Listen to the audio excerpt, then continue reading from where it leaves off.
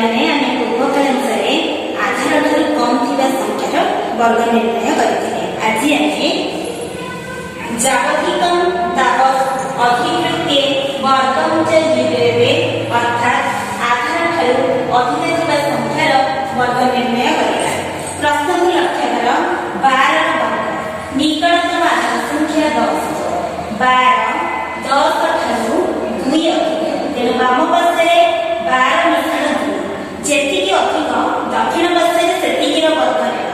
2 ଅଧିକ ଦକ୍ଷିଣ ପାର୍ଶ୍ୱରେ 2 ର ବର୍ଗ ନେବ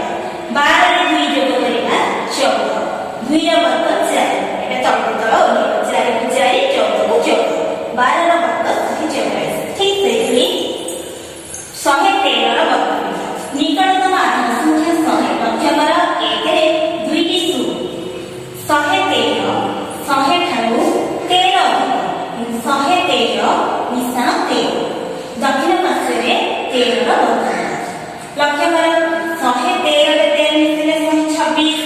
13 ର ବର୍ଗ 169 ପିଲାମାନେ ମନ ଦେଇକି ଏଠି ଦେଖ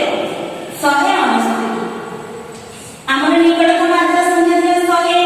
1 ରେ 2ଟା ଅଙ୍କ ଅଛି ତେଣୁ ଏଠି 2ଟା ଅଙ୍କ ରହିବ ଏବଂ 1 ହାସିଲ ଯିବ ଲକ୍ଷ୍ୟ କର 13 ର ବର୍ଗ 169 69 ଲକ୍ଷ୍ୟ ନେଲା 1 ହାସିଲ 69 କୁ 69 ଓଲେଇବା 126 ରେ 1 ଯୋଗ କରିବା 127 ଏବେ 113 ର ବର୍ଗ 1 2 7 6 ଠିକ ସେଇଭଳି 1015 ର ବର୍ଗ ନିକଟତମ ଆଧାର ସଂଖ୍ୟା 1000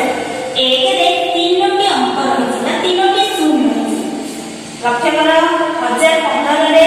ଆମେ 015 ମିଶେଇବା 3ଟି ଅଙ୍କ ହିଁ ଥିବ 15 ଅଧିକ